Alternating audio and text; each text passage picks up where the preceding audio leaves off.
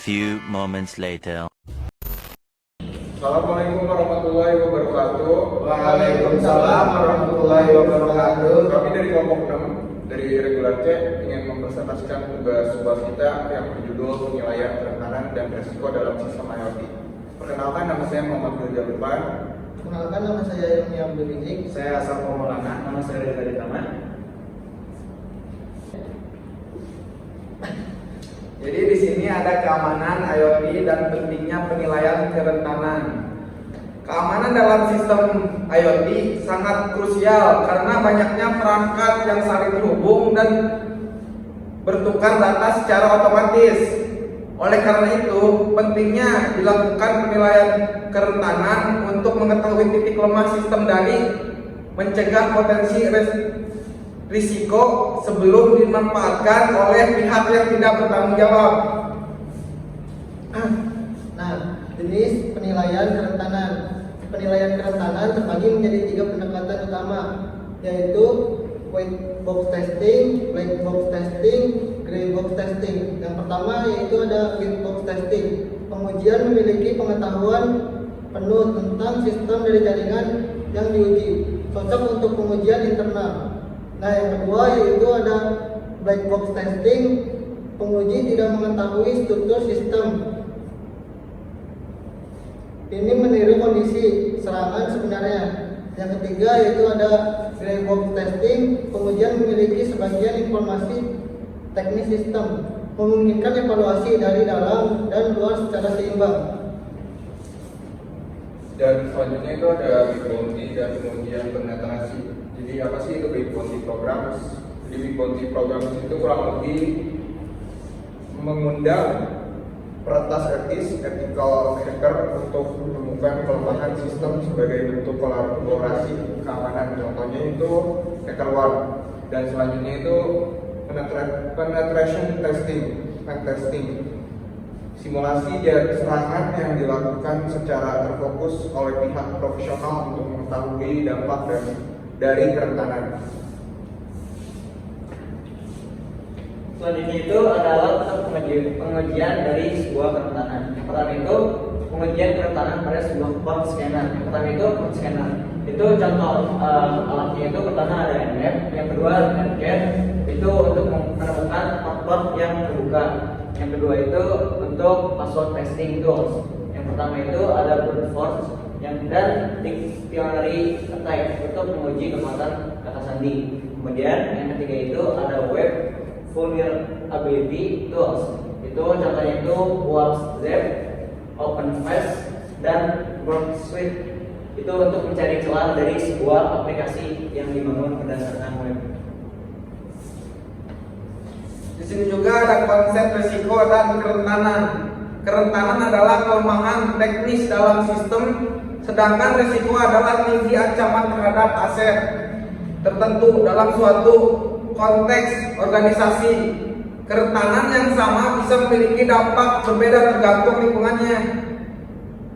Di mana itu berbeda nilai aset yang dilindungi dan eksposinya terhadap ancaman. Selanjutnya ada sistem scoring kerentanan atau CVSS, Common Vulnerability Scoring System atau CVSS. Itu biasa digunakan untuk memberikan nilai numerik terhadap tingkat kerentanan. Misalnya pertama itu ada base matrix, temporal matrix, dan environmental matrix. Yang pertama base matrix. Base matrix itu merupakan stabil teknis dan tetap seiring waktu. Dan yang kedua itu ada temporal matrix, dapat berubah tergantung waktu dan kondisi. Dan yang ketiga ada environmental matrix, berbasis pada konteks dan lingkungan organisasi.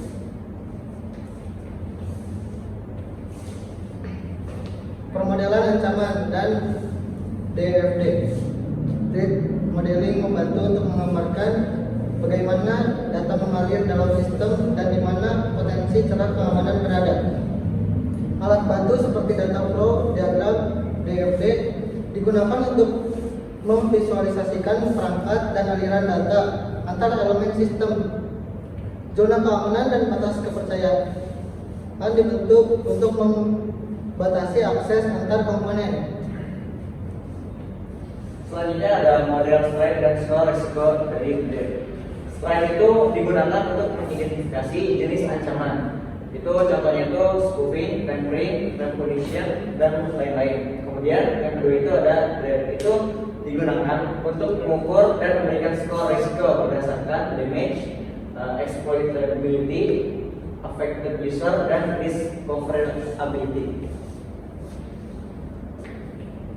Jadi di sini itu ada mitigasi dan strategi pengamanan IoT. Di sini ada 4 langkah mitigasi mencakup, yaitu ada rutin memperbarui firmware dan software perangkat, dan juga ada menggunakan protokol komunikasi yang aman, dan menjaga keamanan fisik perangkat, dan yang terakhir menilai ulang kebijakan pihak ketiga dan konfigurasi default perangkat. Selanjutnya itu ada respon terhadap resiko atau di istilahnya ada PATI.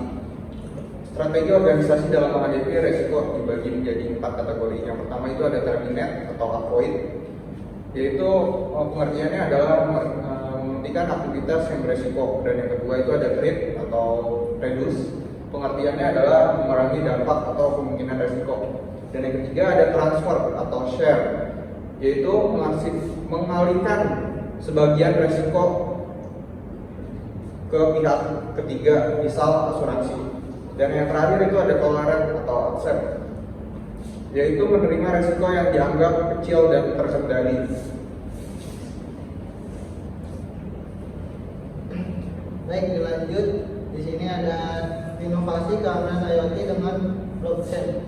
Blockchain menawarkan solusi kepercayaan terdistribusi yang tidak tergabung pada pihak ketiga. Teknologi ini menyimpan data dalam bentuk blok yang saling terhubung dan diamankan dengan kriptografi. Keunggulan blockchain terletak pada transparansi, imutabilitas, dan autentikasi digital.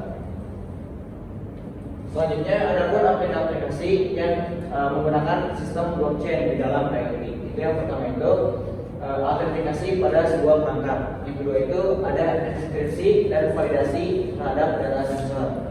Yang ketiga itu komunikasi aman antar perangkat tanpa perantaraan. Dan yang terakhir itu untuk efisiensi biaya dan penyederhanaan arsitektur sebuah sistem.